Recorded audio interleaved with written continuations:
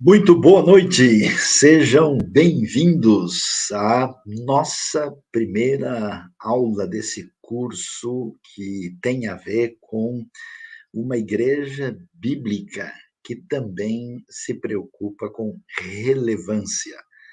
Nós agradecemos já a participação, a presença de todos aqui, né? Temos gente de diversos lugares do Brasil e até mesmo de fora do Brasil já em sintonia conosco. Então, recebam aí a nossa saudação, o nosso boa noite.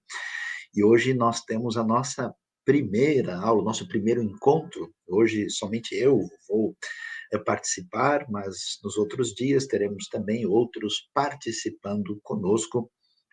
E hoje nós vamos falar sobre essa questão de pastor, né? Por que não? Afinal de contas, o que quer dizer isso? Afinal de contas, eu não sou aqui o pastor Saião dizendo pastor, por que não, né? Mas qual que é a explicação para essa questão, né? E então vamos refletir, né, sobre esse tema e para a gente poder entender o que temos no Novo Testamento, no ensino bíblico e como é que é isso na prática, inclusive como é que é isso na própria realidade da nossa comunidade IBNU. Muitas pessoas, até de outros grupos, estão pedindo que a gente, de alguma maneira, dê ajuda, oriente como é que eles devem trabalhar biblicamente o ministério, e isso também é um desdobramento desses pedidos, né? E vocês podem encaminhar suas perguntas depois do nosso primeiro momento de aula, a gente vai ter oportunidade de conversar sobre isso. Então vamos lá. Quando a gente olha para a palavra pastor, né, a palavra poimen no grego, que traduz o termo hebraico roé, nós estamos falando de uma atividade, né? É muito curioso como é que Deus usa exatamente esse termo pastor, pastorear, né? Cuidar do rebanho. Isso é uma figura que é derivada, né, daquela atividade tão comum na terra de Israel, no ambiente do Oriente Próximo, daqueles que cuidavam de rebanhos, né, rebanhos principalmente de cabras e ovelhas, né. Quando você olha para a história bíblica, é bastante curioso, interessante que Moisés, Davi, até mesmo Abel, muitos profetas, como o próprio profeta Amós, né? Mesmo Abraão, Isaac, Jacó, eles são basicamente pastores de rebanhos, né? E quando a gente olha para a realidade, vamos dizer, orgânica, né, vivencial da igreja primitiva, esse termo, né, é escolhido para falar sobre aquela pessoa que serve, né, nessa função no contexto do corpo de Cristo, da igreja, né? E aí, quando a gente olha para o que o Novo Testamento nos apresenta, é curioso que a palavra pastor é um tanto quanto rara. Ela não aparece muitas vezes. Você vai ter uma referência muito significativa ligada ao próprio Jesus, né, que se apresenta lá em João 10 como sendo o bom pastor, né? E aí nós temos a referência de Efésios capítulo 4, verso 11, né, que vai falar ali dos dons dado à igreja, e tem a menção, né, de pastores e mestres, né, que na verdade, do jeito que está no original, a ideia é de um pastor-mestre. E olhando para a realidade de outros textos, é bem interessante ver que nós temos três palavras que são utilizadas para as pessoas, para se referir às pessoas que estavam, vamos dizer, servindo na condução da comunidade da fé, da igreja primitiva. Essas palavras são a palavra pastor, ou então pastorear, né? A palavra bispo, né, que no original grego tem um sentido de supervisão, né, a palavra, exatamente a palavra episcopos, né, e é interessante que ela aparece lá em Atos 20, 28, dizendo, né, para a liderança da igreja de Éfeso que eles são bispos que devem pastorear a igreja de Deus. E a palavra presbítero, né, que é praticamente a mesma maneira que se fala no grego, mas que traduz uma ideia de líder experimentado, né? Literalmente, a palavra significava ancião, né? No sentido de uma pessoa que tem experiência e conhecimento de vida. Então, veja só, né? Pastor, bispo e presbítero dão para nós uma diretriz daqueles que conduziam a igreja primitiva na sua caminhada. Quando a gente olha isso, o que está envolvido naquilo que a gente chama de condução pastoral do povo de Deus?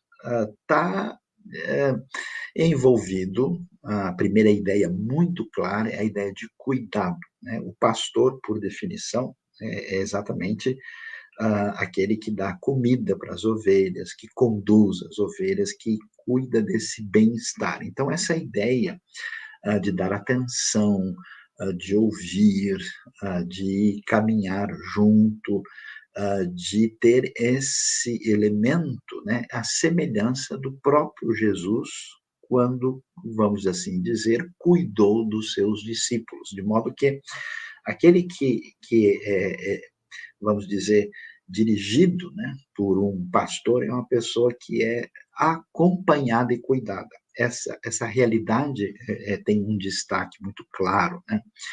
Ah, e a palavra, por exemplo, que nos dá uma ideia de pastorear, não é somente esse cuidado, mas também a ideia de orientação.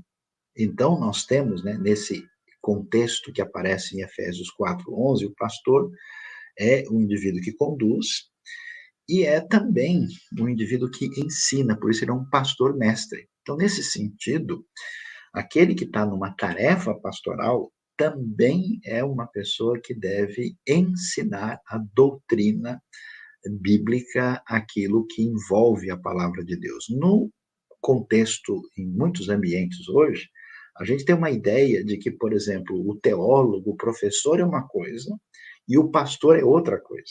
É claro que os diversos tipos de pessoa na função pastoral, eles podem muito bem ter perfis diferentes, ter um dom mais forte numa área e menos, talvez, voltado para outra área, mas a ideia fundamental é que o nutrir o povo de Deus não é só acompanhar no sentido do cuidado pessoal, mas também no sentido do conhecimento da revelação divina.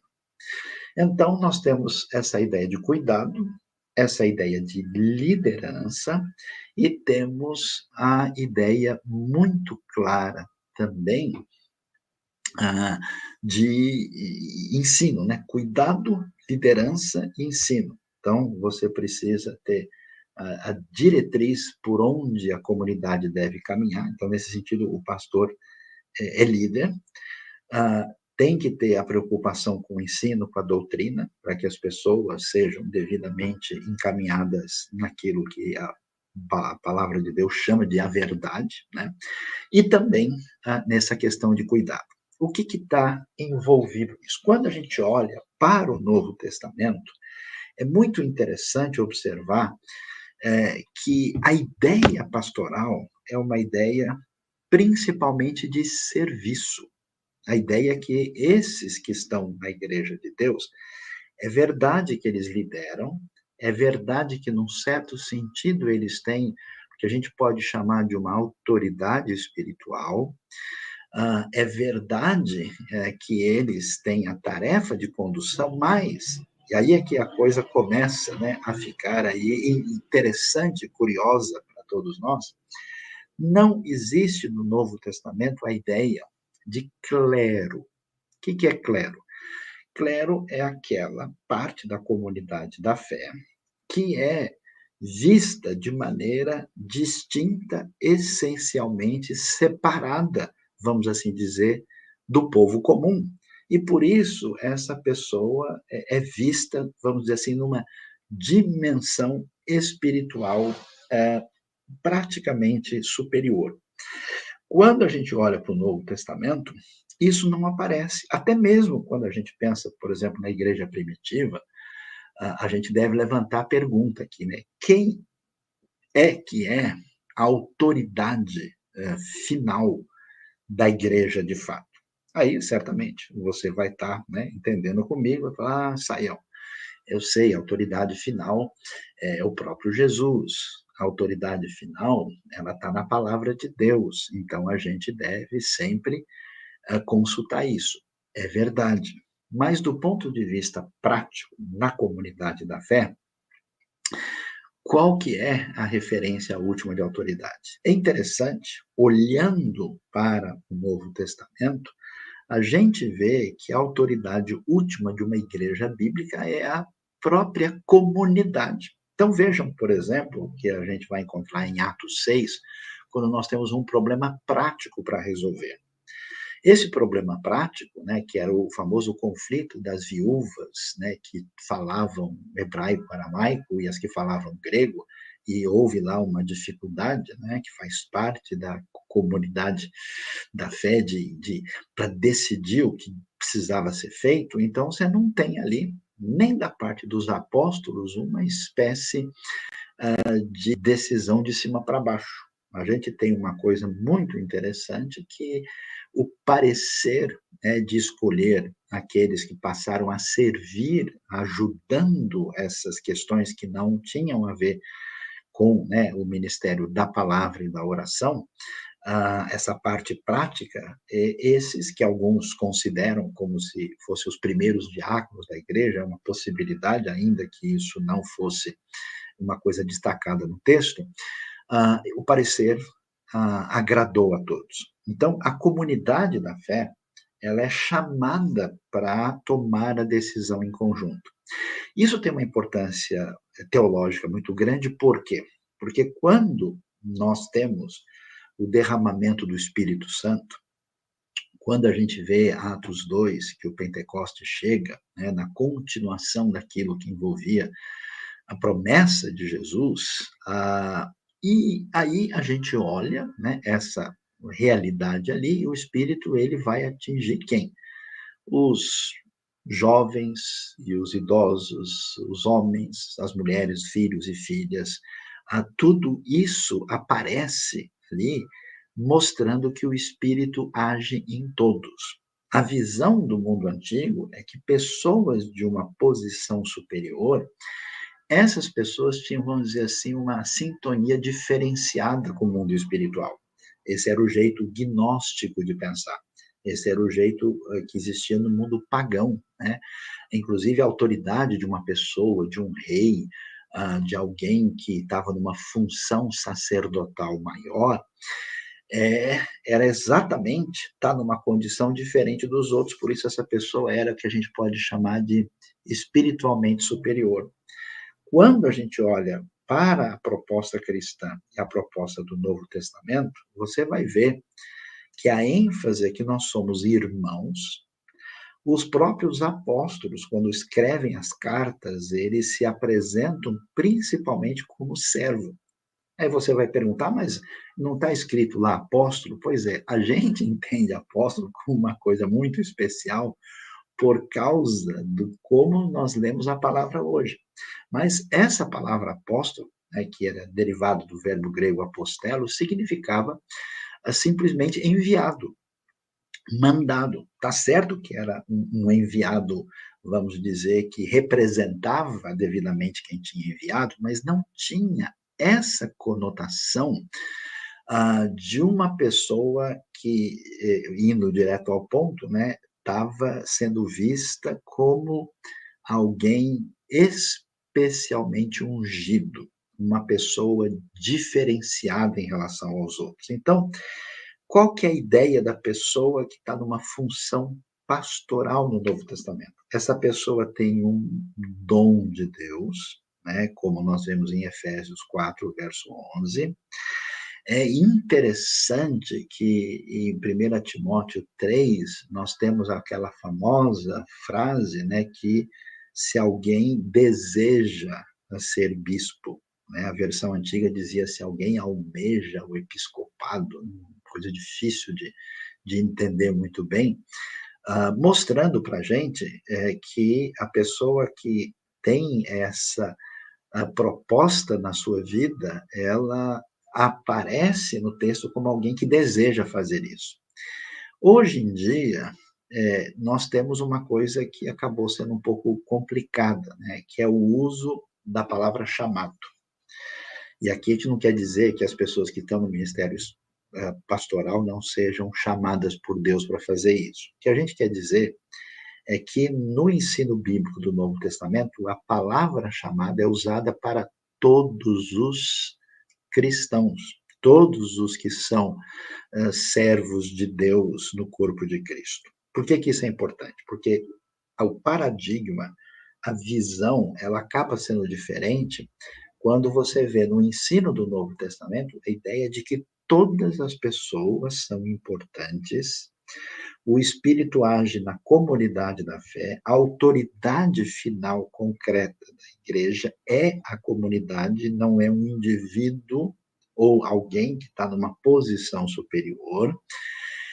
Essas pessoas que estão atuando são pessoas que estão a serviço. Jesus, ele disse muito claramente, vocês viram como é que é aí entre as nações, lá em Mateus 20, né, ele vai dizer como é que acontece a liderança, não será assim entre vocês. De modo que a proposta ela é diferente da forma em que nós não temos uma divisão de pessoa de uma posição superior por razões, né, diferenciadas, e de uma pessoa que tem um dom e que é chamado como os outros. Repito mais uma vez, todos os cristãos são chamados para servir a Deus naquilo que Deus tem para a sua vida. Dentro desse chamado, uma pessoa pode ter uma condução, uma direção de Deus para atuar na vida pastoral, mas essa pessoa não é mais importante do que as outras pessoas que estão atuando no reino de Deus. Não existe no Novo Testamento uma proposta de cristianismo de duas classes, como se a gente tivesse, né, essa parte do pessoal que se diz mais espiritual e que acabou formando o que a gente chama de clero, e aquilo que a gente chama de leigos, que são, entre aspas, crentes comuns e que muitas vezes se sentem culpados porque eles imaginam o seguinte: puxa, eu tenho que trabalhar secularmente, eu tenho que fazer outras coisas, eu não tenho condição de ser tão espiritual assim. A espiritualidade não é medida pela função religiosa do indivíduo, mas pelo seu compromisso com Deus, pela sua relação com a graça de Deus e com a maneira com que ele serve a Deus. Isso quer dizer que uma pessoa que pode trabalhar no ambiente executivo, que pode trabalhar num contexto de universidade, ou que pode trabalhar até de uma maneira muito simples, vamos dizer, no que a gente chamaria de um emprego comum, pode ser tão fiel no serviço de Deus como alguém que a gente dá um título religioso específico. Olhando para essa realidade, é interessante ver que no Novo Testamento a gente então tem essa figura, inclusive é muito interessante, né, que a gente vai olhar, por exemplo, a grande advertência do apóstolo Pedro, né, em 1 Pedro 5, que ele fala para a liderança da igreja que eles não devem ser, a expressão é forte ali, chamado dominadores do rebanho. Por que isso é importante? Porque em muitos ambientes religiosos, a gente percebe, aí você pode dar o nome que você quiser, que a figura daqueles que estão na liderança, sejam eles chamados de pastor, de presbítero, de bispo, ou de apóstolo, ou de qualquer nome que tenha um tom religioso, a impressão que dá, primeiro, que essas pessoas estão numa posição acima dos indivíduos comuns, que eles têm todo e qualquer poder de decisão na mão, porque eles são especialmente distintos dos demais. E até surgiu um conceito, tanto quanto curioso, é que essas pessoas, vamos dizer, elas liberam a vida espiritual dos indivíduos comuns.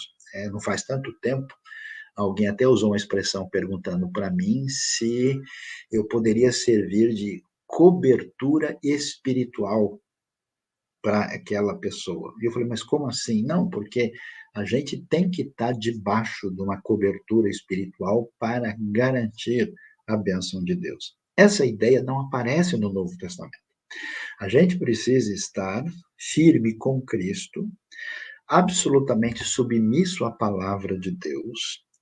A gente precisa ter a nossa caminhada de fé com sinceridade, obediência à palavra e trabalhando a nossa vida debaixo dessa graça de Deus, bebendo do Evangelho, e precisa ter compromisso com a comunidade da fé. Mas ninguém é dono espiritual da sua vida. A sua caminhada com Deus é uma caminhada entre você e Deus. O pastor do Novo Testamento, a função que ele tinha é mais ou menos parecida como um treinador esportivo. É uma ideia de alguém que tem mais experiência, uma pessoa que tem mais conhecimento, uma pessoa que tem liderança no sentido bíblico de Jesus, que, atenção, ser líder não é ser chefe. Ser líder é ajudar a pessoa a desenvolver o seu próprio potencial e caminhar com liberdade dentro daquilo que nós temos de orientação da palavra de Deus.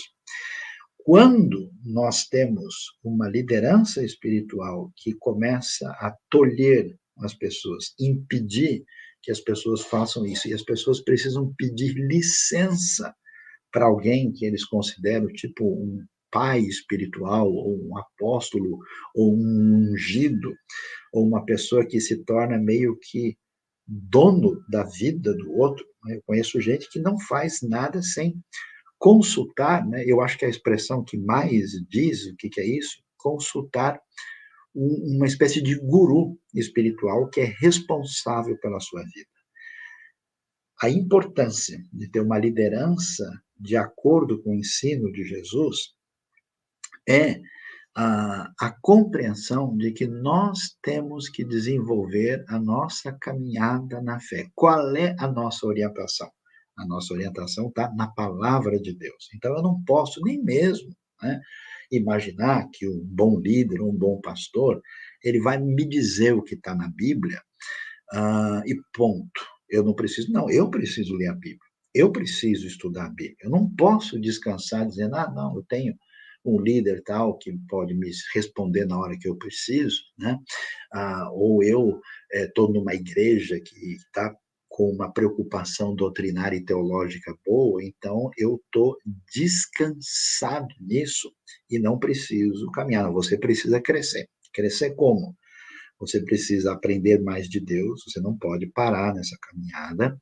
Você precisa desenvolver a sua devoção, a sua espiritualidade no coração, e você precisa servir a Deus na comunidade com os dons que você tem. O pastor, ele não é um solista. O pastor não é o dono da orquestra. O pastor, no máximo, ele é um regente. Ele é uma espécie de maestro. E ele tem que fazer de tudo para que o indivíduo que canta soprano cresça e desenvolva na sua capacidade. O outro que toca o violino também esteja na sua função. Essa orientação é fundamental e no espírito de Cristo, que é um espírito de serviço. Falando nisso, a gente vai entender uma coisa muito interessante que não está claro quando a gente lê o Novo Testamento sem a devida atenção que é necessário. Por exemplo, a gente vai ver no livro de Hebreus, quando se explica que Jesus é o nosso sumo sacerdote, que agora nós temos total ousadia e confiança para chegar diante de Deus, como a total liberdade por causa daquilo que Cristo fez por nós. E é interessante a gente pensar, então, o que quer dizer isso? Que todo cristão que está em plena compreensão do que significa a salvação e essa possibilidade de estar diante de Deus, todo cristão tem esse acesso. E o que significa esse acesso? Significa que nós temos algo que é tão importante na tradição evangélica, batista e de todos aqueles que têm a Bíblia como referência de fé, que nós temos o que a gente chama de sacerdócio universal de todos os cristãos. O que quer dizer sacerdócio universal? É que todo mundo que pertence, né, a Deus em Cristo, que é filho de Deus, que é parte da comunidade da fé, atenção, não depende de outra pessoa para ser ouvido por Deus. A ideia de sacerdote é a ideia de intermediário. O sacerdote é um mediador. Então, você pega, por exemplo, no Antigo Testamento, você vê que Israel sendo ensinado por Deus para entender o que significava pecado, para entender quem era Deus, para entender o que era aliança, o que era santidade, o que era perdão. Então, o povo ia diante do sacerdote, do sumo sacerdote, para poder se aproximar de Deus adequadamente. Então, o sacerdote apresentava o homem pecador e frágil diante de Deus. Quando nós temos a vinda de Cristo, e vamos dizer, Jesus, ele é o quê? O Messias, o Rei, né? Jesus, ele é o profeta e ele é o sacerdote por excelência. Através do único sumo sacerdote perfeito, nós podemos entrar diretamente na presença de Deus em nome de Jesus. O que isso traz? De novo, a proposta é uma espécie de democratização da fé. Não existe poder espiritual em ninguém, nenhum líder, que para eu ser abençoado por Deus e ter um caminho, né, de proximidade e de fé mais adequado, eu preciso passar por um ungidão, por um indivíduo que tem uma oração mais forte, por uma pessoa, entre aspas, mais consagrada. A coisa não funciona assim. Então, o amadurecimento espiritual de alguém se dá nessa compreensão que ele pode chegar diretamente diante de Deus. Então a gente diz, mas então eu não posso, não devo pedir oração para o pastor ou para uma pessoa da igreja? A gente deve, mas não com essa ideia que Deus vai ouvir, porque o pastor é mais consagrado, porque o missionário é mais dedicado, ou porque essa pessoa ela é diferenciada. A razão por que a gente ora, né, no contexto da comunidade da fé, é para orar junto. É interessante isso, aquela ideia de Jesus, 2 ou 3 reunidos em meu nome. Aquela ideia de que o poder do Espírito Santo se manifesta de maneira diferenciada quando estamos reunidos. Nesse sentido, nós oramos uns pelos outros. Mas quando eu entendo que uma pessoa que eu dou o nome de pastor, de bispo, de profeta, de ungido, ele ou ela é o caminho diferenciado para Deus atender, eu estou confuso na minha proposta de fé. Eu estou aí entrando num caminho como se eu tivesse uma espécie de um santo no meio do caminho entre Deus e a minha pessoa. Então, nesse sentido, nós devemos entender, essa que é a palavra importante, que o pastor não é um sacerdote. O pastor não é um sacerdote no sentido de ser um intermediário, porque nós todos estamos em condição igual diante de Deus. A gente, então, deve sim orar em comunidade, deve orar uns pelos outros, mas a gente não pode ter essa perspectiva inadequada, indevida, que não está presente no ensino do Novo Testamento. Uma coisa que chama atenção e que merece assim ser observado, né, com bastante valor, é a gente ver como é que nós temos a direção do Novo Testamento para falar sobre a liderança pastoral, né, a liderança desses que cuidam, né, da Igreja de Cristo, como é que ela funcionava. A gente tem um exemplo muito interessante quando a gente olha Atos capítulo 20. Vamos tentar lembrar aqui bem da história, né? Paulo, né, que é a nossa referência maior nessa teologia do ministério pastoral do Novo Testamento, Paulo, ele vai, né, faz as viagens missionárias e um lugar onde ele dedica uma atenção maior, né, a cidade onde Paulo, vamos dizer, gastou mais tempo no seu ministério foi a cidade de Éfeso. Né? Você vai se lembrar comigo, na segunda viagem missionária ele gastou um tempo maior em Corinto, onde ele fica cerca de 1 ano e meio, e por volta de 3 anos ali em Éfeso, e depois, quando ele termina, né, essa sua caminhada, ele está voltando para Jerusalém, ele vai encontrar a liderança da igreja em Mileto, da igreja de Éfeso. E aí ele vai falar, né, daquilo que é tão importante, inclusive trazendo uma advertência que eles precisavam tomar cuidado com os lobos que atacam o rebanho. E ao falar sobre isso, ele se reúne com os presbíteros da igreja de Éfeso. E aqui é uma coisa interessante, né? A liderança bíblica de uma comunidade da fé, as indicações do Novo Testamento é que essa liderança era plural. Você tem um grupo de pessoas que atua nessa liderança. Então, diferentemente, né, desse ambiente, vamos dizer, mais místico do mundo antigo, onde você tem um indivíduo especial que é o centro de toda a ação, né, você tem uma comunidade onde há uma liderança ampla, né? Havia, vamos assim dizer, vários pastores na igreja de Éfeso, né?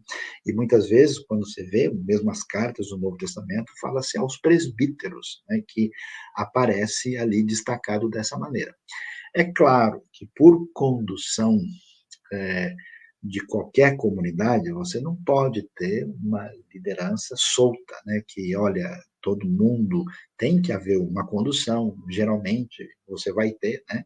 Assim como fica claro que o apóstolo João vai ser a principal referência da liderança da igreja de Éfeso, mas a coisa acontece num ambiente de liderança mais descentralizada, porque não existe a ideia de que a comunidade da fé deve estar debaixo de total influência de um só indivíduo. E por que que isso é importante? Porque o povo de Deus é um povo diversificado.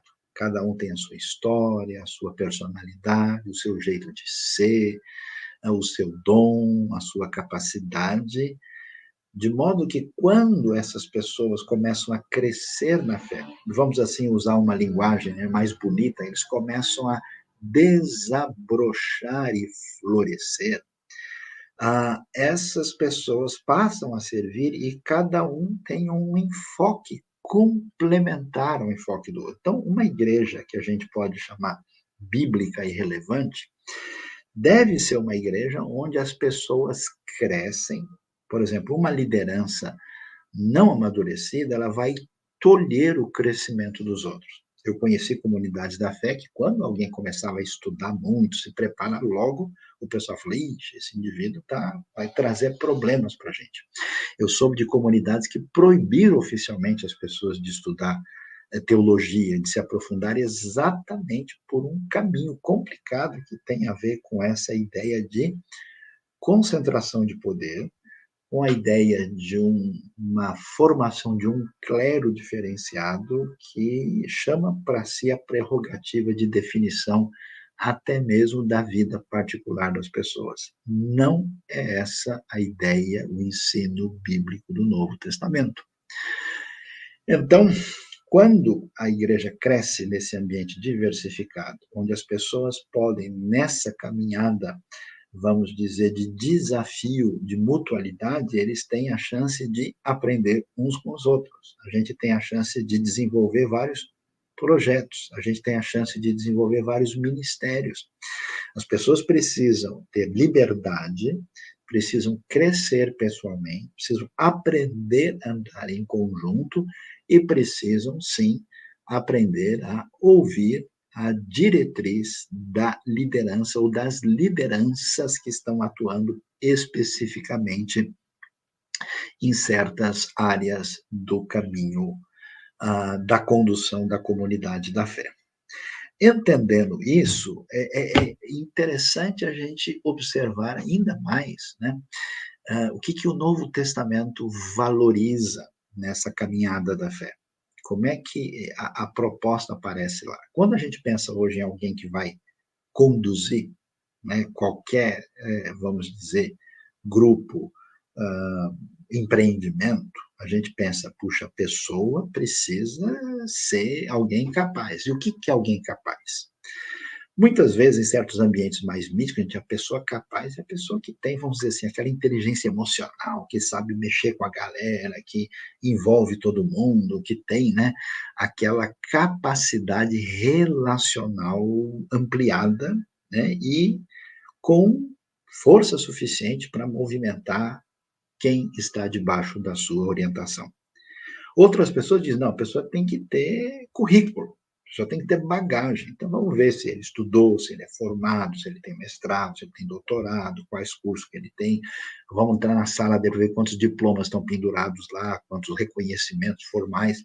Então, a gente tem essas duas coisas. Sabe que coisa interessante? O Novo Testamento vai dizer para a gente que atuar nesse ministério, e atenção, escute ministério biblicamente, nesse serviço no reino de Deus, é necessário desenvolver o que são virtudes da fé.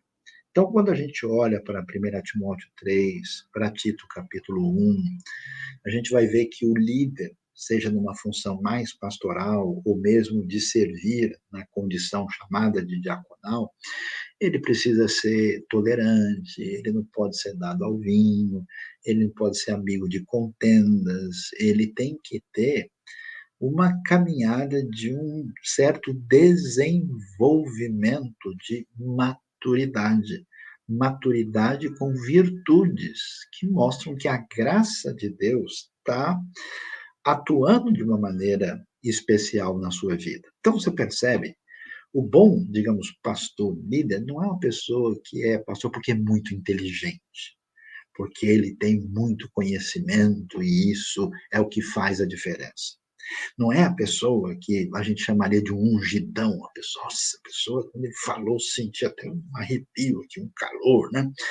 Não, é o líder que mostra características do crescimento na fé, nas virtudes que envolve a atuação da graça de Deus e do Espírito de Deus na sua vida. Então, em vez de a gente pensar apenas num potencial, né, que aparece muito no contexto, você tem que fazer o ministério funcionar, né, vamos colocar ele aqui para rodar, né, e fazer a coisa dar certo, é necessário que a coisa tenha uma consistência e uma caminhada que de fato represente aquilo que envolve esse desenvolvimento de virtudes.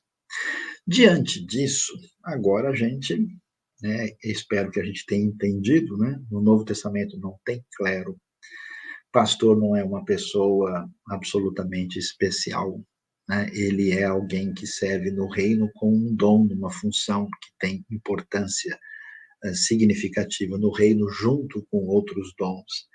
Pastor não é a autoridade da igreja no sentido de determinar as coisas, e a autoridade final está na própria comunidade, que deve ser dirigida pela ação do Espírito fundamentada na palavra de Deus, até porque a gente sempre que estuda a história da igreja, vê que a igreja muitas vezes se perde, ela se perde, às vezes, doutrinariamente, ela se perde eticamente, e a pergunta é: qual é o remédio que a gente tem para se proteger de uma situação como essa? É o fato da autoridade estar na comunidade da fé.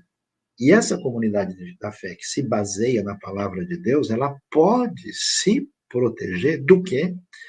Se pode se proteger do que são chamados dos maus obreiros, daqueles que entram no meio do rebanho com más intenções. Então, tem pessoas que se envolvem com o ambiente religioso por intenções puramente financeiras, por interesse de manipulação de poder, por interesse de algum tipo de destaque particular a partir daquela posição, né, que aquilo ganha uma referência de valor maior. Então, existem intenções que a gente pode chamar não adequadas. E o Novo Testamento chama esse tipo de postura de lobos, que aparece em Atos 20. Então, como é que eu vou ter discernimento para poder dizer, olha, essa liderança não é boa, essa aqui é boa, isso aqui está de acordo? Quando eu cresço espiritualmente, a minha base está na Escritura e eu faço parte de uma comunidade cuja referência final de condução é a própria assembleia ou comunidade, não um indivíduo específico. Senão a pessoa cria um ambiente religioso que, vamos assim dizer, pertence ao próprio indivíduo, o que não é saudável. Diante disso, a gente então tem uma compreensão, né, do que significa esse ministério pastoral no Novo Testamento, e eu termino essa parte com duas considerações importantes. É verdade, né? Alguém pergunta, mas então existe esse negócio de ordenação pastoral? Não tem aquela coisa de impor as mãos? Veja, essa ordenação, aqui está uma distinção importante, ela não é um momento mágico, não é a hora em que o indivíduo ganha assim uma luz poderosa de Deus que vai mostrar que agora ele pertence à comunidade clerical. A razão dessa ordenação no Novo Testamento é porque essa pessoa recebe o reconhecimento da sua atividade de serviço no reino, o reconhecimento da comunidade da fé. Então, se fazia isso publicamente, assim como o batismo é uma coisa que se faz publicamente, não porque a água do batismo tem energia ou magia que deixa o cara mais cristão do que ele seria, mas que aquilo é feito, né, em conjunto com todo mundo, aquilo é um reconhecimento da comunidade da fé. Aliás, uma comunidade saudável, ela que vai determinar se o indivíduo X ou Y podem, de fato, fazer parte do ministério da comunidade. Então, não é uma posição de alguém diferenciado. Ah, mas Saiam, mas por que algumas pessoas, então, trabalham na igreja e recebem salário? Pastor, então, não é uma função que a pessoa, então, vai receber por causa disso? A razão por que a pessoa recebe salário é porque ele dedica o seu tempo para aquela função. Se uma igreja, uma comunidade tem, por exemplo, a necessidade de ter um administrador de tempo integral, se ela tem outras situações em que alguém precisa trabalhar ali, essa pessoa, então, vai receber o salário por causa da sua dedicação. Ele não tem condições de exercer outra atividade. Não é porque uma atividade é espiritual que ela é paga e a outra atividade não. Alguém pode, por exemplo, exercer ministério pastoral sem receber absolutamente nada, como voluntário, no tempo que ele tem. Eu já vi várias pessoas, eu mesmo na minha vida já tive situações aqui, assim, em que eu servi uma comunidade onde eu tinha outro tipo de atividade e não precisava receber recurso. Mas se a pessoa, por uma razão de qualquer atividade ministerial, tem que deixar as outras atividades se dedicar, é justo que ele receba um salário para a sua sobrevivência, que não pode ser algo que explore a comunidade e nem deve ser uma situação de viver em condição de penúria e miséria. Deve ser algo justo e adequado. Quando a gente entende tudo isso, aí vem a razão de ser da nossa live. Por que não pastor? Quando a gente entende tudo isso, o que quer dizer isso? Aliás, num certo sentido, todos nós somos chamados a ensinar uns aos outros, a cuidar uns dos outros, a ajudar as pessoas a serem dirigidas na fé. Então, existe, vamos dizer, em todo cristão, praticamente, um certo nível de cuidado pastoral. Quando você se preocupa com uma pessoa, e você ora por ela ou com ela, num certo sentido, você está exercendo um tipo de ação pastoral. Agora, é claro, não quer dizer que isso seja o seu chamado final, a sua vocação, que você deva exercer uma atividade assim, mas é importante entender o que significa essa atividade, qual é o seu papel dentro do contexto da comunidade da fé. Então, nesse sentido, em algum momento, em situações, vamos dizer, menores, todo mundo vai estar exercendo esse mútuo cuidado. Por que isso é importante? Senão a pessoa pensa o seguinte: a única pessoa que pode ensinar um versículo bíblico, a única pessoa que pode realmente ajudar uma pessoa que está precisando é só o pastor formal, é só a pessoa que tem diploma, é só alguém que pertence ao clero. Não, nós podemos, né, num certo sentido, fazer isso. Quando uma comunidade ela é saudável, ela, por exemplo, não só tem uma reunião, né, grande, uma celebração, um culto, no final de semana, ela também tem grupos menores onde você tem esse mútuo cuidado, onde você tem essa mutualidade que é saudável no reino de Deus e é muito importante. E aí vem a questão que a gente levantou: por que não pastor? Algumas pessoas, né, até ficam meio ressabiadas comigo, porque eles chegam e falam: ô Saião, como é que você prefere ser chamado? Quer que eu chame você de pastor Saião, ou que eu chame de reverendo Saião, ou de professor Saião, doutor Saião, não sei o que. Eu falei: rapaz, me chame de Luiz Saião, né? Porque eu acho melhor, pelo fato da palavra pastor ter perdido o seu significado em grande parte da comunidade religiosa de hoje, que as pessoas, no meu caso, por exemplo, me tratem simplesmente de saião, né? Porque, preste atenção, você chega num lugar e começa a conversar com as pessoas, né? E ao conversar com as pessoas, você tem vários indivíduos lá e você não vê ninguém falando: quem é você? Ah, eu sou o médico João. E você? Ah, eu sou o engenheiro André. Ah, eu sou, né, a doutora ah, Matilde. Eu sou a enfermeira Josefa. Ninguém se apresenta desse jeito. Quando as pessoas estão, né, num encontro uns com os outros, eles simplesmente se apresentam na individualidade, né, da sua pessoa com essa proposta relacional. No contexto de hoje, a palavra pastor, ela acaba estabelecendo uma distância, no meu entendimento, em relação aos outros. De modo que diz: ó, você é um indivíduo comum, aqui está o pastor. Eu acho até engraçado que eu vou em certos ambientes e a pessoa não sabe muito bem quem eu sou, me cumprimenta normal, tal, e alguém diz: oh, não, esse aqui é o pastor Saião. A pessoa vem e cumprimenta de novo. Ele muda até a voz, né? Ele pede desculpas porque ele cumprimentou de qualquer jeito, ele ensaia, né? Porque ele tem a nítida impressão que agora ele não está mais conversando, podemos assim dizer, com uma pessoa comum. Pessoal, isso não faz nenhum sentido.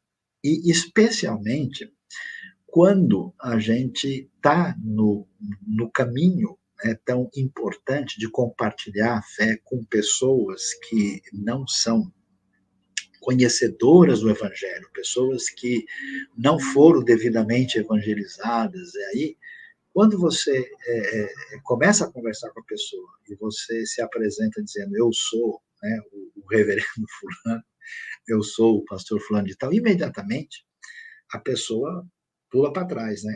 Ela já não consegue ter uma conversa normal com você. E é interessante isso. Eu, né, como a maioria de vocês que me acompanha sabe, tenho tido oportunidade de viajar na minha vida para vários lugares e muitas vezes eu me tive num ônibus, num avião, sentado do lado de alguém, que a pessoa começa a perguntar, tal, e aí eu acho uma oportunidade para compartilhar a fé. Mas olha, vou dizer a verdade, nunca eu chego para a pessoa dizendo: "Olha, eu sou o pastor, sou o reverendo", eu nem falo nada disso. Eu digo: "Não, eu sou uma pessoa interessada em conhecer da Bíblia, acabei estudando umas coisas interessantes, eu conheço isso, conheço aquilo", e a pessoa começa a conversar normalmente. A pessoa faz pergunta, eu me lembro de uma senhora, muitos anos atrás, que ela começou a perguntar: "O senhor está vindo de onde?" Eu falei: "Estou vindo de Israel", "Mas por quê?" "Não, porque eu tenho interesse na história antiga, na arqueologia, tem umas coisas bonitas, eu acabei aprendendo uma série de coisas e eu li a Bíblia". Ela falou: "É mesmo? O senhor leu? E aí, o que que você descobriu?" Eu falei: "Então, eu fui ver lá como é que está no original, né. E o que que tem lá?" Eu falei: "Lá tem uma história de amor de Deus por nós, que nunca foi o ser humano que buscou a Deus, mas ele que veio querer ter amizade com a gente. E ele um dia falou com um indivíduo chamado Abraão e começou uma linda história de amor, querendo contato diferenciado com o ser humano." Eu falei: "Nossa, que legal, eu nunca escutei isso. O senhor pode repetir aqui que eu vou escrever, né? Mas me fala mais desse negócio. O que mais tem na Bíblia que eu nunca ouvi falar nada disso?" Aí eu comecei a evangelizar, falar das coisas, e passei o tempo todo, não falei nada, né? No final de tudo, assim, eu fui descendo, ela olhou e falou assim: "Por acaso o senhor faz parte de alguma comunidade religiosa?" Aí eu respondi assim: "Por acaso eu faço. Eu costumo ir numa comunidade batista, de gente que também tem interesse em conhecer a palavra de Deus, e de vez em quando eu dou umas palestras lá. Tá, eu vou passar o meu nome e a senhora, então, depois dá uma olhada lá e se achar alguma coisa interessante, né?" Mas eu fico vendo como, em outros momentos que eu tive contato com as pessoas e alguém apareceu lá e falou: "Ó, esse aqui é o pastor, ou o saião, não sei mais o quê", a pessoa que não é de igreja já ficou meio sem graça, a pessoa já ficou sem ambiente. Eu começo até a brincar, falar de futebol para dar aquela descontraída, e a pessoa fica toda assim, tipo: "Ixi, eu estou agora diante de alguém que eu não sei como tratar, eu não sei como reagir", né. Para a gente entender como isso é complicado, eu tive contato com pessoas do contexto da Europa Oriental, né, que alguém quando chegou lá me disse assim: "Olha, essa pessoa aqui, ele é, né, uma espécie de padre, pastor ou sacerdote." O indivíduo veio e beijou minha mão, e ajoelhou, e fez um monte de sinais, assim, e toda uma coisa, né, que eu falei: "Caramba, a gente só precisava falar do amor de Deus para as pessoas e agora a gente tem que lidar com todo esse ritual." Por causa disso, por causa da ideia errada do ungidão, por causa do uso indevido de autoridade, que faz com que líderes religiosos sejam donos das pessoas e dominem a vida delas e até mesmo façam isso de maneira inadequada. Por causa da perda da possibilidade do crescimento pessoal que todo mundo precisa ter diante de Deus, por causa da ideia do sacerdócio universal de todos os cristãos, a minha intenção, meu desejo é que as pessoas, no ambiente da IBNU, no ambiente qualquer, simplesmente me chame de Luiz Saião. O de Saião é suficiente, né, para a gente não ter essa categorização diferenciadora, né, porque isso, eu acho que não porque em si seja um problema, não porque uma coisa seja errada, como a palavra e o entendimento passou a significar uma coisa diferente e como passou a criar barreira, porque alguns anos atrás muitas pessoas nem entendiam o que é esse negócio de pastor. né? Mas, quando a gente olha para a maneira como a palavra pastor ou líder religioso passou a ser utilizada, especialmente na mídia, predominante, a palavra não ajuda mais, acaba trazendo dificuldades. E nos ambientes no mundo onde a atividade religiosa ela é rejeitada, ela é mal percebida, ela tem um histórico de problemas, a gente não usa isso. Há em vários lugares do Oriente Médio, por exemplo, você não pode usar a palavra missionário. Ela é entendida da pior maneira possível. Inclusive, lá é melhor você usar pastor do que missionário, porque as pessoas vão entender totalmente diferente. Então, em função disso, na IBNU, a gente não enfatiza que as pessoas que estão exercendo algum nível de atividade ou de função pastoral sejam principalmente chamadas de pastor por causa da intenção que nós temos de desenvolver todos os ministérios, de caminhar uma proposta bíblica, de ter pertinência e relevância no contexto da sociedade, e a gente tem a intenção de ter uma comunidade saudável para um mundo melhor e de ser um grupo de pessoas que é feito de gente que gosta de gente e segue a Jesus. Nesse sentido, o ministério cristão autêntico precisa ser marcado por simplicidade e menos formalidade. Ok? Então a gente termina essa parte aqui agora e eu vou, né, abrir espaço para vocês enviarem as suas perguntas. Muito prazer, muito bom, né, ter vocês. A gente também logo vai encaminhar algum material, né, para vocês poderem acompanhar mais de perto aí e ter, né, todo a condição de nos, né, uh, se desenvolver mais, né, nessa caminhada aí com tudo isso. E eu vou aqui então ver as perguntas que nós temos aqui. Muito bom, temos muitas pessoas de vários lugares, muita gente da nossa querida IBNU. Você está convidado a nos conhecer, você que não teve essa oportunidade. Então, deixa eu voltar aqui para a gente ver todas as perguntas que foram apresentadas, né, para a gente poder responder a todas as questões que foram levantadas aqui. Um abraço para todo mundo aí que nos acompanha dos diversos lugares do Brasil e também de fora do Brasil. Receba aí o nosso abraço, a nossa saudação. Uma primeira pergunta que aparece aqui, que eu posso localizar, diz assim: Paulo, nas suas cartas pastorais, fala para Tito e Timóteo para se manterem fiéis na sã doutrina. Ele está dizendo também da necessidade de conhecimento teológico para o pastor?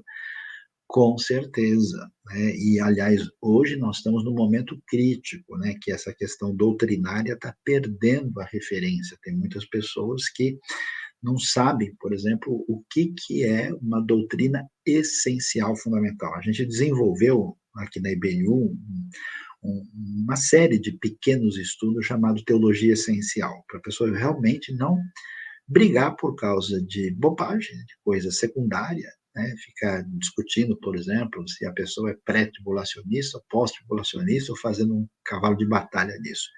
Mas a questão da sã doutrina, com certeza, não podemos abrir mão sobre a doutrina de Deus, a doutrina de Cristo, a doutrina da Bíblia como palavra de Deus, a doutrina clara do que é a salvação em Cristo, aquilo que é referência de toda a tradição evangélica, né? A gente não tem como abrir mão. Então, todo o indivíduo cristão, não só quem está numa função pastoral, tem que ter o mínimo, a base de um conhecimento teológico fundamental, porque, afinal de contas, nós estamos seguindo a Jesus e temos a revelação sobre quem é Jesus e os apóstolos na palavra. Então, não tem cristão que não queira aprender e vai continuar saudável na fé, né? Não é o caso.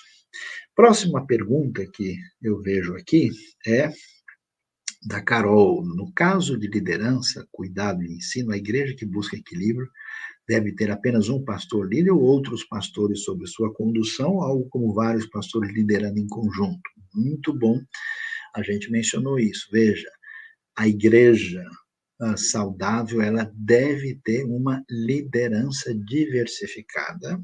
E, claro, ela vai ter um pastor que lidera o grupo, mas essas pessoas precisam ter liberdade e possibilidade de crescimento, de desenvolverem os seus dons. O desafio é a gente ser diferente, individualizados e, ao mesmo tempo, estar juntos em função do reino. Então, não dá, né, para a gente ter uma liderança perdida e confusa. Por isso que a gente tem que ter uma diretriz, tem que ter uma visão. Uma igreja não pode ter uma visão de cada indivíduo. Então, a visão, sim, né, a diretriz, como a gente deve caminhar, deve partir da liderança principal, mas as pessoas devem desenvolver essa liderança compartilhada, desenvolvida, diversificada para o benefício do reino. Até porque, né, a gente, né, acaba tendo a condição de aprender uns com os outros, né? Aqui na IBNU, a gente tem várias pessoas na função pastoral, tem várias pessoas crescendo nessa liderança, e às vezes a gente fica olhando e vendo, olha, puxa, tal pessoa, ele enxerga mais esse aspecto, olha, essa pessoa é forte nessa área. Então, essa complementação, ela é muito extraordinária e valiosa e corresponde até um grupo diversificado dos discípulos de Jesus e da igreja cristã primitiva. O Luiz Carlos Peçanha pergunta, né, nem todo teólogo é pastor, mas todo pastor é teólogo? Então, vamos lá. Hoje em dia, a gente tem o divórcio entre as duas funções. E aí, o que a gente pode falar a esse respeito? Veja, no final das contas, todo mundo, atenção, todo mundo é teólogo. O que é um teólogo? Teólogo é alguém que se volta para a realidade de Deus e, de alguma maneira, tenta compreendê-la e expressa isso. A questão é se a nossa teologia é bem feita ou não. Se ela é feita de maneira adequada, fundamentada, equilibrada ou não. Então, não tem como fugir disso. É claro que tem certos pastores que vão ter, vamos dizer, uma questão de preocupação teológica menor. Não é, assim, o forte da pessoa, né? E tem teólogo que a gente pode dizer que não tem, vamos dizer, uma inclinação propriamente pastoral, né? No Novo Testamento, as duas coisas, a ideia é que elas devem andar juntas. Por quê? Porque se o sujeito é só um teólogo, só alguém que discute a realidade de maneira abstrata e distante, essa pessoa é alguém que está pulando de uma perna só. Porque a proposta do ensino bíblico do Novo Testamento para a igreja nunca foi uma coisa de você ficar só filosofando. Então, a teologia, ela se desdobra na prática. Então, eu pergunto para você, né, você quer ser tratado por um médico, né, que tem só a parte prática e que nunca estudou direito anatomia e que não conhece, vamos dizer, a teoria da medicina e que ele só sabe fazer a parte prática?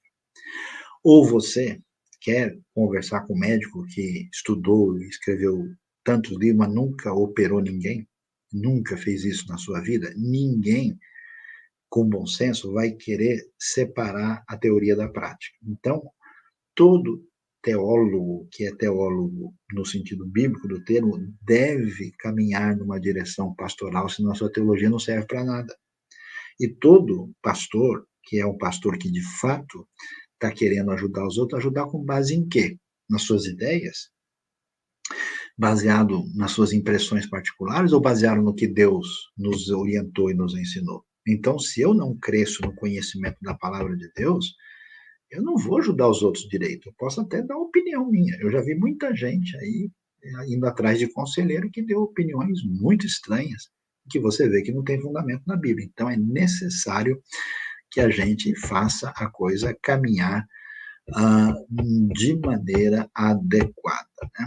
Então, vamos aqui que temos mais questões aqui. O Marcelo Silva Santana. qual o limite do líder pastor em relação à visitação de famílias, indo frequentemente no lar sem deixar ficar refém dessa mesma família? Muito obrigado pelos ensinos. Bom, Marcelo, é o seguinte, a questão do limite de visitação não tem assim uma resposta pronta para isso. O que acontece? Se uma igreja é pequena, você tem uma igreja que tem, sei lá, 80 pessoas, é muito fácil para um pastor, né, ter um esquema de visitação em que ele faça isso dentro de uma ação, né, até relativamente rotineira. Se você tem uma igreja que cresce, passa a ter 300, 400, 500, 600 mil pessoas, é claro que um indivíduo só, ele não vai conseguir ter uma atuação de visitação. E essa questão da visitação também tem que ser avaliada com o contexto da própria família. A gente tem uma realidade muito diversificada na realidade brasileira e nem todo mundo gosta de visita o tempo todo.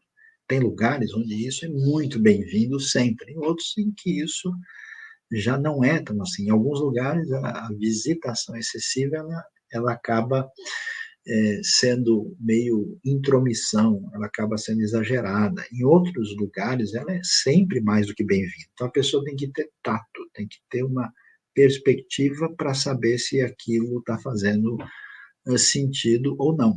Né? E se a igreja é maior e tem várias pessoas, então essa visitação pode ser feita por outras pessoas em função pastoral ou em função análoga a isso.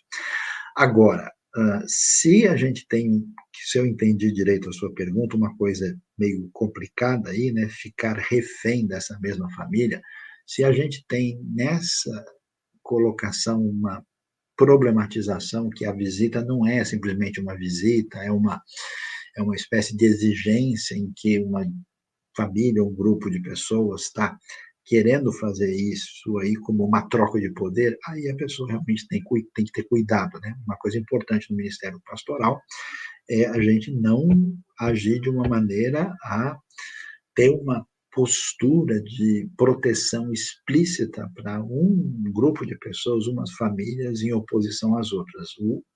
Sempre é importante tentar ser o mais igualitário nas relações com todo mundo, né? A Carla Monteiro pergunta: sacerdócio universal seria então a condição de que todos temos acesso direto a Deus uma vez que o véu foi rasgado? Exatamente. Isso quer dizer que todos nós somos sacerdotes. A minha oração não é inferior de um líder ou de um dito pastor ou pessoa que está numa função espiritual X. Por quê? Porque Deus nos atende por causa do nome de Jesus e não por causa da posição ou da função de um determinado indivíduo. Né? O problema que a gente enfrenta é que o misticismo presente na realidade brasileira, e eu vou dizer uma palavra mais forte aqui, o coronelismo brasileiro, acaba, né, tendo lugar nas comunidades religiosas e a gente coloca o título de pastor em cima dessas funções. Então você tem um verniz cristão em cima de uma figura e de uma proposta que não é do ensino do Novo Testamento, aquilo que são costumes que estão presentes na nossa cultura e precisam de um alinhamento do Evangelho. O Daniel Piovesan pergunta aqui: será que uma compreensão desequilibrada sobre o ministério pastoral pode explicar alguns desdobramentos psicológicos, como depressão e suicídio em pastores? Eu entendo que sim. Aliás, isso é uma coisa assustadora, que de uns anos para cá a gente tem ouvido muito isso, né? Que pessoas em função pastoral têm entrado em depressão profunda e muitas vezes tem acontecido episódios de tentativa e até mesmo de suicídio. O que a gente pode dizer sobre isso? Veja lá, quando o indivíduo, que na verdade é o dito pastor, é uma pessoa comum, com os mesmos crises, problemas e dificuldades, a gente fala, não, ele é um santo homem de Deus, né? São pessoas especialmente abençoadas, mas na verdade todo mundo é de carne e osso, com as suas dificuldades e necessitados da graça de Deus. Quando essa pessoa ela toma para si esse papel meio que messiânico, primeiro que ele não pode expor as suas fraquezas, porque ele é um pastor, uma pessoa diferente, ungida, né. Segundo, que ele precisa carregar uma carga nessa condição e ele joga sobre os seus ombros um peso muito acentuado e que ele precisa, de certa forma, dizer que ele está carregando de boa, sem problema nenhum, né. E quando essa pessoa passa por crises, por uma série de momentos difíceis na sua caminhada e não aguenta, aí que vem a coisa mais difícil, porque ele tem que representar aquele papel e assume essa postura messiânica, ele não tem a quem recorrer. Ele não tem coragem, fala: "Imagina se a igreja souber que eu estou em depressão, eles vão acabar me mandando embora. Ah, se eu falar para o fulano de tal, ele vai me repreender e dizer que eu preciso orar mais, né. Se eu estiver enfrentando uma dificuldade", então a pessoa chega um ponto em que ela entra numa crise terrível e a coisa essa mistificação e essa clericalização indevida, ela não favorece a saúde do indivíduo, nem emocional, nem espiritual. Então você tem razão, e é pelo menos parte da explicação do problema que a gente enfrenta. Será que uma não, a próxima orientação maravilhosa, tal, vamos ver, temos mais perguntas aqui. Tem uma que se Enoque e Elias estão no céu, não é bem uma pergunta, né? Que a gente tem a ver com essa questão, eles estão, né, na presença de Deus, na dimensão, né, que tem a ver com essa realidade, ainda que isso não seja o céu definitivo. Veja os nossos vídeos aí sobre escatologia, sobre essa realidade, né, para olhar isso com detalhes. Não dá para discorrer demoradamente sobre isso aqui, né? Tem gente aí da Alemanha, schöne Grüße aus Deutschland, né? Muito bem, obrigado, Keila, que está lá mandando lembrança, né? E de longe aí, até, né, tem gente nos Estados Unidos e na Alemanha, e, e esse horário lá a gente sabe que está tarde, né? Muito obrigado. Ah,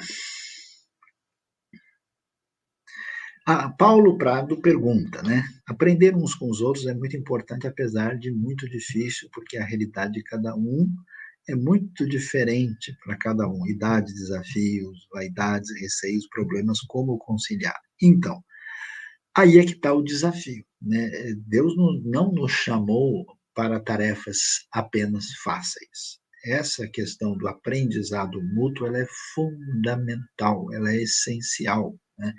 Então, o que que acontece? A gente tem que equilibrar o coração, né? A gente vai, né? Primeiro, não podemos ir com tanta sede ao pote. Você não vai aprender tudo e mudar tudo em um mês. Você vai conhecendo as pessoas, vai interagindo com elas, você vai medindo, né? Porque toda crítica tem um lado positivo e tem um lado problemático. Se você vê que a sua crítica está exagerada no seu contato com o outro, então ela precisa ser domesticada.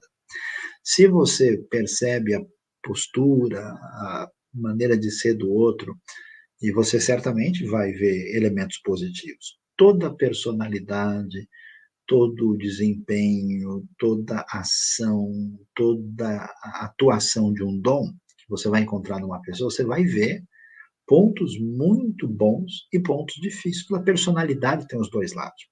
O que, que a gente precisa fazer? Se for ajudar uma pessoa a corrigir a sua caminhada, eu tente fazer isso com amor e paciência. E observe quais são os pontos positivos daquela pessoa. Em vez de você ficar exigindo dela que ela seja isso e aquilo na área tal, tente ajudá-la a crescer na área que ela tem condições. A gente não pode pegar o Pelé e tirar ele do campo e colocar ele no gol, porque ele já jogou muito na linha. Né? A gente tem que fazer com que o Pelé cresça naquilo que ele tem condição de fazer, e não tirar ele do lugar. Então, as pessoas, elas precisam se desenvolver naquilo que envolve a sua área forte, e a gente precisa aprender com elas e desenvolver, né, assim, a nossa individualidade, nossa capacidade de manter aquilo que a gente é, aprendendo e conseguindo ver os lados positivos, bons e favoráveis, e vendo aquilo que não é tão bom com maturidade e paciência. Vamos lá, temos mais coisas aqui para o nosso entendimento. Tem uma pergunta que é de natureza teológica, do Hugnert, né? O pastor, o que o senhor acha sobre a doutrina de lei e evangelho no luteranismo ortodoxo? Pergunto, isso é referente ao ensino de reter e anunciar perdão ao ser humano, né? Bom, aqui não dá para a gente desenvolver muito essa questão, mas eu não acho que essa distinção do jeito que é apresentada, tanto é que eu não sou, né, da comunidade luterana, não acho que ela represente bem o entendimento bíblico total, né? Mas, de qualquer maneira, a ideia de que a Bíblia toda apresenta nessa essa diretriz de Deus e as boas novas do perdão de Deus, e a ideia luterana fundamental, né, da salvação pela graça, da redescoberta da fé, ela é muito bem-vinda, né? E a ideia de anunciar perdão ao ser humano através de Cristo, isso deve conduzir a nossa caminhada, né? Mas não dá para a gente aqui entrar em detalhamento sobre isso. Então, vamos ver o que mais temos aqui, né? Sobre perguntas que são pertinentes aqui, né? Já falamos sobre a coisa. A pergunta do Johnny aqui, muito interessante, que aparece lá. Por que há tantos desigrejados? Eu acho que existem três razões principais para isso. Primeiro, eu acho que é um fenômeno do mundo pós-moderno. O que é o mundo pós-moderno? É um mundo onde tudo aquilo que parecia ter consistência e ser diretriz da sociedade é colocado em xeque, né? A gente chama, nas palavras do Zygmunt Bauman, a gente tem o que é chamado de modernidade líquida. Então, tudo que é status quo é criticado, é questionado, e isso, consequentemente, se volta para a igreja. Então, a pergunta, por que que a igreja é referência? Por que que tem que ser assim? Por que que eu não posso servir a Deus na minha casa? E com o crescimento dessa mentalidade mais individualista, muitas pessoas dizem, olha, eu não quero me envolver com a igreja, eu cuido da minha vida, então seria um individualismo levado a uma situação extrema e que contraria, né, a proposta do Novo Testamento, que no Novo Testamento não existe cristianismo verdadeiro sem comunidade, né? A segunda razão é que são pessoas que têm uma vida contrária aos princípios da palavra de Deus e não aceitam que a sua conduta deva ser questionada. Aí é uma questão de problema ético, né? A pessoa vive uma vida eticamente questionável, ela não concorda com diretrizes da escritura e ela diz, olha, se eu estiver no ambiente da igreja, eu vou ser questionado, vão me perguntar por que que eu vivo assim. Então, tem gente que tem uma vida muito complicada na sua relação com o dinheiro, na sua relação com a sexualidade, na sua relação até mesmo de fraternidade no seu ambiente pessoal, pessoas que não querem mexer nisso, e diz, se eu for na igreja vão me incomodar. Então, eu não quero saber, e ponto. E o terceiro elemento é que há muitas pessoas feridas, machucadas e decepcionadas com a comunidade da fé. Às vezes é falha também da pessoa, às vezes é falha da comunidade que não é saudável. A pessoa, eu conheço gente que foi enganada, foi, vamos dizer, explorada, até mesmo abusada emocionalmente, né? E a pessoa, então, passou por uma decepção muito grande e ela, então, fica adoecida, né, chateada, e ela diz, olha, eu quero saber de Deus, quero saber de Cristo, mas minha experiência com a comunidade foi muito ruim. Então, a gente também tem que ter um olhar de compreensão e tentar ajudar a pessoa na medida do possível. né? Muito bem, temos mais alguns comentários, obrigado a todos aqui, um grande abraço, né? A gente tem gente lá no Reino Unido também acompanhando a gente, muito bom, uma alegria ter todos vocês aqui. Tem pessoas que estão me perguntando qual material se assemelha à chave linguística do grego para tirar alguma dúvida do Velho Testamento hebraico, é uma outra questão. Tem uma chave analítica que acho que a Vida Nova publicou, do Davidson, né? Que acho que pode ajudar nesse sentido, mas não tão boa como a chave de grego, pelo menos publicada em português, né?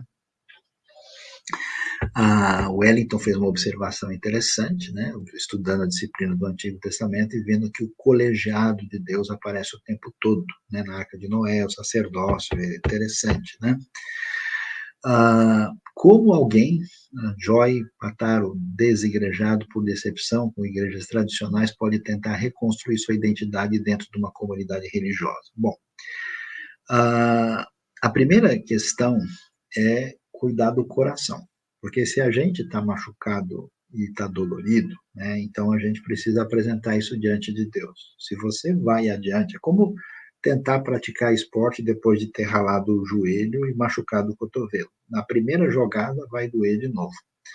Então a gente precisa colocar isso diante de Deus, fazer um esforço ali para perdoar as pessoas no nosso coração, para não deixar, né, desenvolver nenhum tipo de ressentimento, porque é isso que acontece com muitas pessoas, até mesmo que tenha problema numa comunidade da fé e não trabalha isso bem, às vezes até muda de comunidade, chega lá, como o coração está machucado, ele vai e acaba tendo desdobramentos problemáticos depois. Então, não é uma coisa boa. Então, vamos dizer, precisa cuidar das feridas do coração, no sentido emocional e espiritual, desenvolvendo a sua caminhada com Cristo. Meu conselho é: leia a Bíblia com cuidado e atenção, leia os evangelhos, leia principalmente o Novo Testamento, né? Ouça mensagens e palavras que são edificantes, prepare o seu coração e procure uma comunidade em que você não precisa entrar de cabeça. Vai devagar, veja se a comunidade é saudável, dê uma olhada nas características e vai entrando devagarinho para que haja uma recuperação. Hoje, né, não é tão difícil, você consegue analisar muita coisa mesmo à distância por causa da internet, né? Quais são os principais desafios, a Joy pergunta, oportunidade enfrentada por indivíduos que buscam uma vida com Deus sozinho? O que a palavra ensina sobre isso? Veja, buscar Deus sozinho é valioso, é importante, é uma iniciativa que tem bastante sinal na Escritura, né? Até mesmo Jesus fala muito disso no Sermão do Monte, né? Mateus de 5 a 7, mas é insuficiente. Por quê? Porque assim como você precisa, né, fazer exercício para que o seu organismo funcione bem, você precisa exercitar a sua fé. E nada melhor do que crescer espiritualmente fazendo da sua vida um canal de bênção para os outros.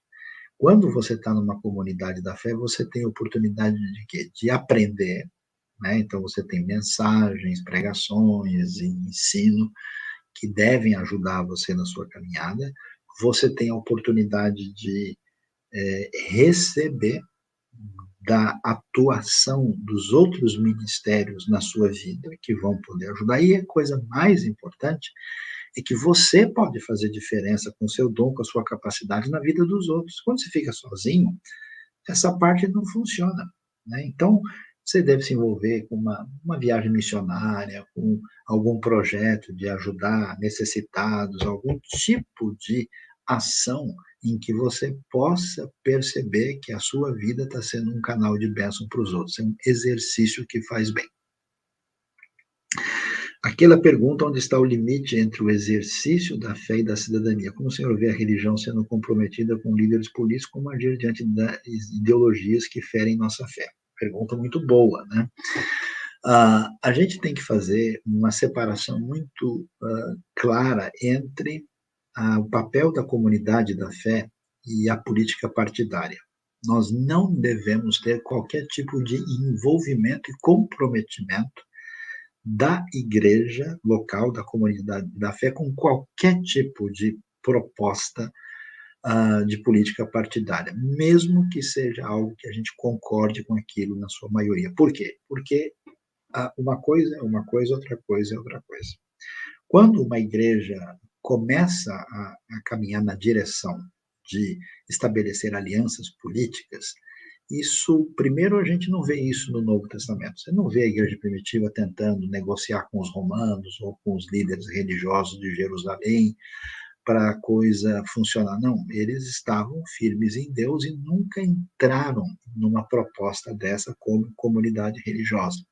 Quando a igreja entrou na política propriamente dita, quando o Império Romano se torna cristianizado, a gente vê que os desdobramentos foram muito complicados, né? Então a gente não aconselha isso. Agora, o que a gente precisa fazer não é tentar ver qual é o lado da política que a gente tem que ficar. O que a gente precisa fazer é apresentar Jesus, o Evangelho, e dizer para os políticos do lado que eles têm que ficar. Então não é a nossa escolha, é a escolha deles. Aqui no canal da IBNU, a gente tem um vídeo interessante chamado Teologia da Política.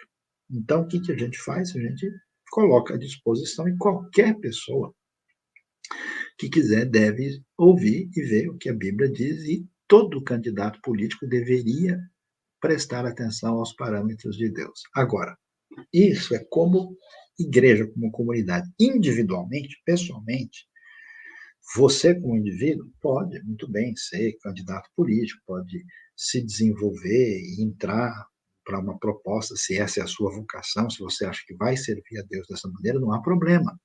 E como indivíduo, você deve analisar e tomar a sua decisão, a sua opção e se posicionar politicamente. O que não pode é a igreja vestir uma camisa de uma proposta específica que pode ter um comprometimento indevido.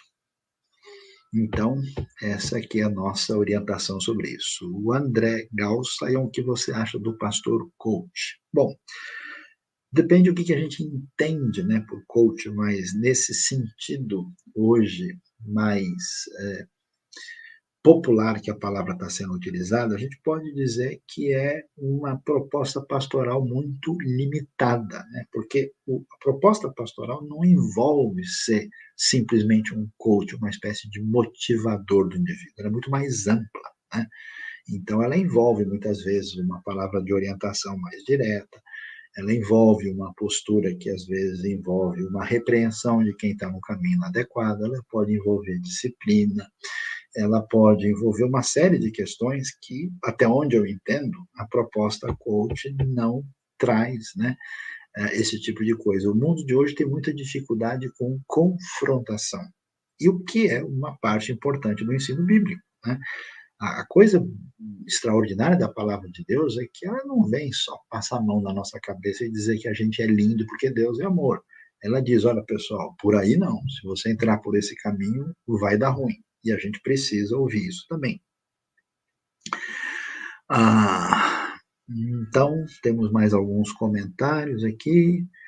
E vamos ver. O Wellington enfatiza, né, que estudar as escrituras é fundamental. Mais alguns, né? Aquele ainda pergunta, como hebraísta, como analisa o movimento judaizante de igrejas pentecostais no Brasil, né? E aderindo, inclusive, a Kabbalah, que vem sendo oferecida pelos rabinos. Então, infelizmente, as pessoas não entendem muito dessa realidade hebraica e judaica, né? Quando a gente fala dessa questão judaica, hebraica, a primeira importância disso é que a nossa Bíblia, né, ela foi concebida, estruturada dentro de uma visão de mundo hebraica. Se você não conhecer isso, não conhecer a cultura judaica, você não entende o texto direito. Então, o primeiro desafio ele é hermenêutico e ele é importante. A segunda questão é, faz sentido valorizar uma postura mais judaica na vida com Deus, porque o evangelho surge no ambiente judaico? Então, a resposta é o que vemos no Novo Testamento. Se o indivíduo é judeu, ele é de família de cultura judaica, faz todo sentido, Paulo mandou Timóteo ser circuncidado, porque é de família judaica. Mas uma pessoa que não tem nada a ver com a tradição judaica, ele não faz nenhum sentido ele querer, como gentil, se tornar judeu na expectativa de ser alguém mais espiritual. Não, isso não é o caso. Então, quando os gálatas começam a ser influenciados pelos judaizantes, Paulo diz: olha, vocês não podem fazer isso porque não é o caminho. E para piorar o processo, em vez das pessoas aprenderem o que é bom, importante e valioso na visão hebraica da realidade, eles começam a imitar maneirismos do contexto judaico, e inclusive misticismo não bíblico. Quando você vê um judeu hoje, e tem coisa na vida e no comportamento dele que vem da Bíblia, tem coisa que vem da tradição talmúdica e tem coisa que vem de outra origem, às vezes até mesmo meramente cultural. Então, nesse caso, a pessoa que não tem pano de fundo judaico e começa a entrar nesse caminho, inclusive entrando pela Kabbalah, certamente está num caminho que não é aconselhável para a caminhada na fé. Né? Muito bom o Igor falando da importância de se suportar um ao outro, né, e crescer na fé. Então, a Júlia está querendo bibliografia, a gente pode tentar ver isso, né? Pérolas de Deus, um pastor tem autoridade espiritual superior sobre os membros da igreja. O pastor não tem autoridade espiritual superior aos membros da igreja em função da sua posição supostamente clerical. A autoridade espiritual que o pastor vai ter é uma autoridade baseada na palavra de Deus. Então, o pastor não pode tomar uma decisão pessoal dizendo: como eu sou ungido do Senhor, eu vou repreender aqui você porque você disse que a minha camisa é feia. Não, isso é um absurdo. O que ele pode dizer, olha, orientado pela palavra de Deus e em nome da comunidade da fé, o fato de você roubar o dinheiro do seu irmão não é aceitável. Então, por isso, nós temos que ter uma conversa séria a respeito disso. Então, a autoridade não é uma autoridade superior por causa de um título pastoral, mas por causa da orientação da palavra de Deus. Então, uma outra percepção. Ok, gratidão da Keila. O Abraão pergunta se existe IBNU no Ceará. Nós temos várias comunidades e igrejas que têm interagido com a gente. A IBNU não pretende abrir filiais. Aliás, Jesus nunca disse para a gente sair pelo mundo abrindo igrejas. Ele disse para fazer discípulos. A gente não tem intenção de ter uma reprodução do que nós temos aqui em São Paulo nos diversos ambientes. O que a gente quer é transmitir ensinamento bíblico saudável e equilibrado e colocar isso à disposição de todo mundo. Então, se vocês quiserem desenvolver uma comunidade com essa espécie de ajuda, diretriz da IBNU, a gente está à disposição, mas não temos essa ideia de multiplicação de filiais, não faz parte da nossa visão.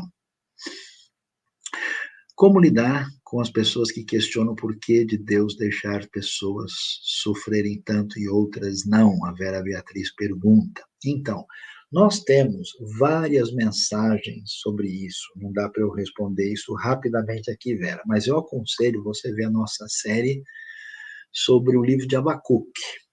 E aparece, tem várias mensagens no canal da IBNU, nesse canal aqui, e também uma mensagem interessante no Salmo 73, tá? Que traz luz para a gente, né? Johnny Brás, quero saber onde posso aprender mais da Bíblia com você, Saião. Aqui no nosso canal, nós temos vários cursos, temos também o projeto Rota 66, que é a Bíblia toda explicada de ponta a ponta, e quem quer se aprofundar mais, tem cursos mais detalhados, inclusive da Faculdade Batista Pioneira, para quem quer fazer bacharel ou pós-graduação na área teológica, né? Muito bom. Que edição traduzida da Torá e Tanakh o Senhor indica? Olha, não tem muitas opções assim, né? Tem pouca coisa assim variável. Tem uma versão do Matzliach Melamed, histórica, que era uma tradução boa pelo menos aqui para o português, e do contexto judaico, o que tem é a versão da editora Sefer, né, que tem lá o seu valor.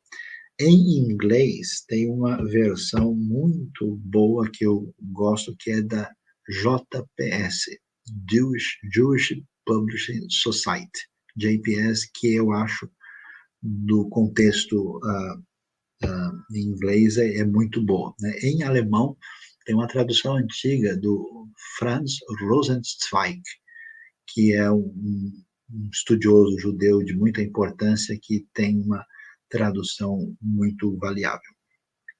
Nádia fala do Rota 66, né? Já falamos sobre autoridade espiritual. O que fazer como igreja para que a realidade espiritual europeia do pós-cristãos não chegue ao Brasil? Abraão pergunta. A gente não tem muito o que fazer porque já chegou, né? Isso é um impacto do mundo secular. A gente precisa estar firme na fé, a gente precisa exercer a nossa fé cristã com solidez doutrinária, com uma atitude amorosa e misericordiosa, e desenvolvendo projetos que abençoem as pessoas à nossa volta com a marca do Evangelho. Porque qualquer coisa que se distanciar do Evangelho não tem consistência para durar muito tempo. Então a gente tem que ter uma atitude fiel, equilibrada, missionária e amorosa. Muito bem, deixa eu ver se temos aqui. Ok. O pessoal também. De fato, na Europa o desafio é muito grande. Deixa eu ver se temos mais alguma pergunta. Kabbalah, pergunta do André Godoy, é uma proposta mística da tradição judaica que se desenvolve especialmente na Idade Média, que tem um perfil meio gnóstico e que entende que é necessário estudar a Bíblia de maneira mística, com os centros de energia que nós temos e descobrindo sentidos ocultos no texto. Não é uma proposta que a gente entende que é muito promissora. Né? Como estudar melhor sobre a passagem que a Igreja Católica usa para justificar o Papa como sumo sacerdote? Então, o texto lá deixa claro para a gente que não tem nenhuma ideia de Papa, né? Você vai ver que acho que a maneira mais fácil de entender isso é quando Paulo diz que encontra Pedro e repreende Pedro, porque ele resistiu a Pedro, porque ele se tornara repreensível, né? Ele comendo com os judeus, e quando ia comer com os gentios, o judeu chegava, ele se afastava, então Pedro é repreendido. Como assim? A igreja de Jerusalém tem como liderança maior Tiago, né? E não tem essa ideia papal. Então, esse uso que acontece no catolicismo posterior é difícil demais de justificar num texto bíblico propriamente dito, né? Muito bem. Eu não... Bom, aí tem quais são as passagens mais difíceis da Bíblia. A gente tem uma série de lives aqui sobre isso, né? E aí nós temos mais alguns comentários. Não dá para a gente ver isso. O Giovanni pergunta a respeito de pastora. Tem um artigo interessante, né? Que é chamado Nem Pastores Nem Pastoras, que você vai encontrar na internet. Põe lá Nem Pastores, Pastoras, Luiz Saião, você vai ler um resumo a respeito disso, né? Então, alguém diz que faz parte de uma igreja onde o pastor precisa falar em línguas. Então, não existe esse tipo de orientação no texto bíblico. Qualquer texto que fale, olha, as pessoas, isso faz parte da convicção daquela comunidade. O que a gente pode dizer sobre isso? Se a pessoa entende que o falar línguas é tão importante assim, que ele não pode deixar de fazer parte da realidade ministerial, então uma pessoa que caminhe com as suas próprias conclusões, né? Agora, se a pessoa entende que isso realmente não tem nenhum sentido, não dá, né? Isso na verdade é uma coisa menos importante. Mas se a pessoa de fato não consegue conviver, então procure uma comunidade na fé que não tem essa perspectiva. Existem igrejas, denominações que até têm a prática do falar em línguas, mas não exigem isso de pessoas que estão em função ministerial ou função pastoral. Eu não entendo que isso tenha qualquer fundamentação bíblica, né? Bom, pessoal, o nosso horário já está avançado, né? Já chegamos aqui a 1h40, né? Eu diria que o Brasil não é referência em teologia. Abraão, a gente pode conversar depois como, né, podemos ajudar vocês aí no Ceará, né? Carlos, a Mishnah tem a ver com o início da compilação dos judeus daquilo que se tornou, o que é chamado de Torá oral, né? Com a tentativa de explicar e tentar saber como praticar a lei, né? Ela tem lá um valor histórico, deve até ser estudada, mas não entendemos que ela tem o mesmo valor teológico e de referência que a tradição rabínica deu a ela. Então, vale como curiosidade histórica, como uma série de considerações que são pertinentes, assim como a gente estuda o comentário de teólogos, de estudiosos da história, ela tem o seu lugar, mas não como referência semelhante à Bíblia. Mas, pessoal, muito obrigado pela atenção de todos. Deus abençoe. Agradecemos de coração. Estamos em sintonia. Toda quarta-feira vamos tratar de um assunto que tem a ver com essa realidade de igreja bíblica e que precisa ser relevante e fazendo com que o que nós temos aqui aprendido e como a gente tem crescido seja disponibilizado a todos. Muito obrigado. Um grande abraço a todos. Inscreva-se no nosso canal, fique em sintonia conosco, aperte o sininho, siga as nossas redes sociais e estamos à disposição aqui para servir. Tá? Boa noite a todos e que Deus abençoe e receba aí o nosso abraço e a nossa saudação.